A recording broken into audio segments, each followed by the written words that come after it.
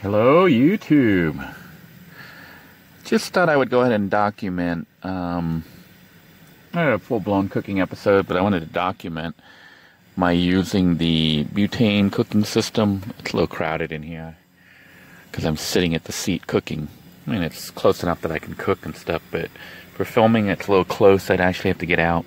But you can see I have the system all set up right now. It is cooking rice. I am parked, just hanging out and cooking the rice, and we'll be eating it with the rotisserie chicken. You can see the box had popped open earlier because I did use this to cook earlier. I just cooked up a frying pan and cooked up some chicken. I had sliced some to make some sandwiches this morning. So I did use it, but that was before I cut this and didn't realize that this plastic was sitting right on the pan, and it ended up melting. But anyhow, I'll be eating the chicken, the rotisserie chicken with white rice. I'm going to be making some, hopefully I can find the peppers, make some hot pepper sauce. So I'm going to have chicken, white rice with rotisserie chicken and hot pepper sauce on my dining table. So stay tuned. We're just basically cooking up the rice. The chicken itself is already done. You can see the rice is boiling up, even though I turned the flame to medium. And you got to kind of monitor this. You don't want it to boil and spill out all over the place. So definitely, if you're cooking in a vehicle like this, you need to be paying attention to your cooking. You don't want this spilling out and making a mess all over your car or things catching on fire. So, you know, when it steams up like that, I got it on medium to try to make it, have enough time to actually absorb the water into the rice to make sure the rice is cooked. But I am kind of keeping an eye on it, and if it rises up and looks like it's going to overflow, I just open the lid and that lets it see how it's bubbling up right there. So if it looks like it's going to overflow, then I just sort of open up the lid a little bit and let it kind of go down. And this, you're going to have to kind of do that while you're cooking in the car like this. So it's a little bit different than cooking out where you don't worry about it out in the open. And of course it steams up your vehicle like crazy. I do have the windows open. Both windows are open. Not open all the way, but open enough. And I think most of the liquid is evaporated out.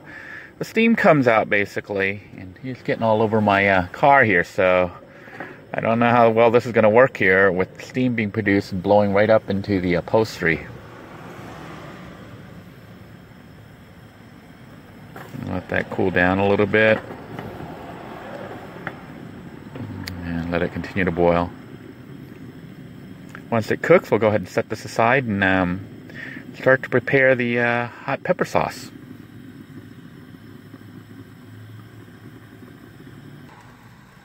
You can tell when the rice is nearly done because it's all the water has evaporated mostly. You can see some little bubbles down there. I don't know if you can see the bubbles. But once all the bubbles are kind of gone and the steam drops down, you shut this unit off and just let it cool down. That's how you try to make sure the rice is cooked without burning it. Especially in like high heat like this, because this fire makes it cook really, really fast. So when I see that the steam is like getting less and less and almost gone, I'll shut the unit off and just let it kind of sit and simmer and absorb the rest of the moisture into the rice, because that's what makes the rice not taste so starchy.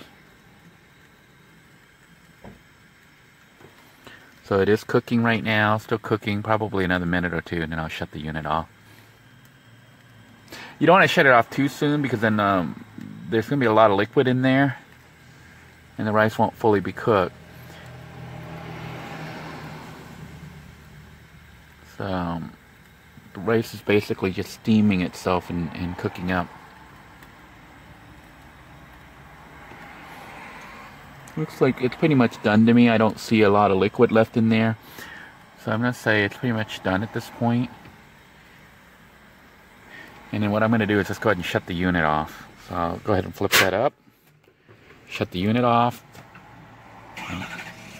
kind of just let it finish steaming.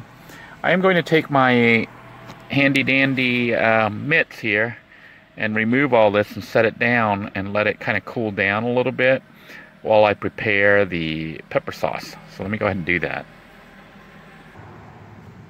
As you can see, I've removed the rice cooker, well, the butane stove and the rice, and letting it cool down there.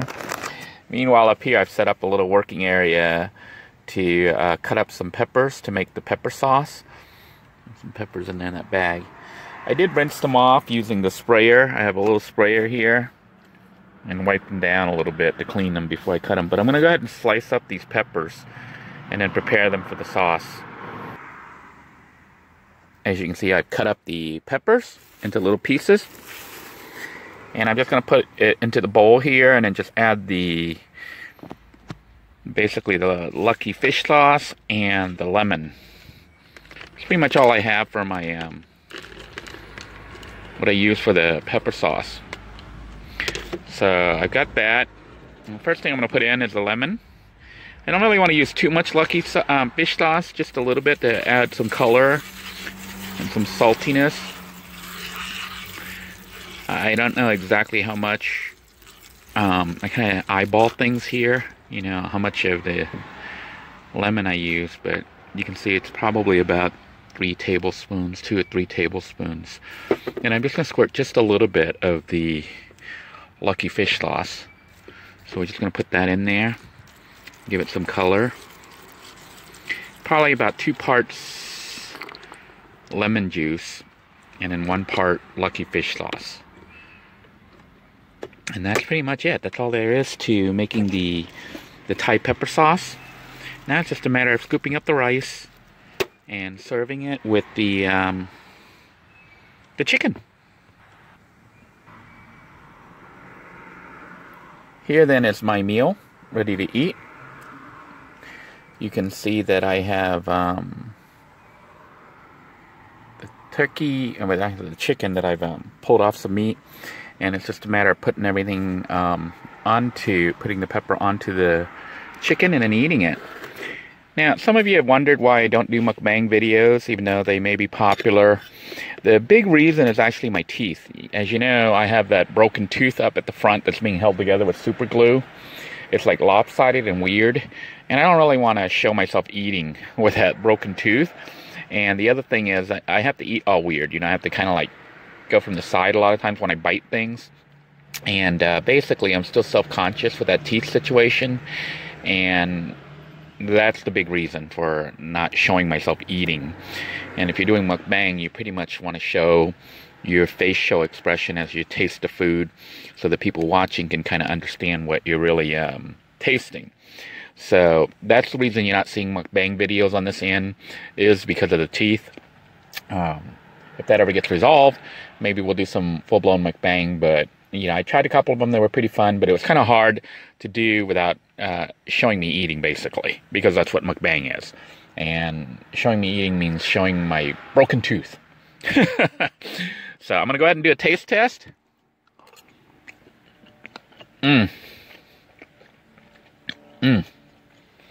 Certainly hits the spot. Rice is nice and hot. Chicken's a little bit on the cool side because I got it, you know, on discount, so it's cold. The pepper sauce really brings out the flavor.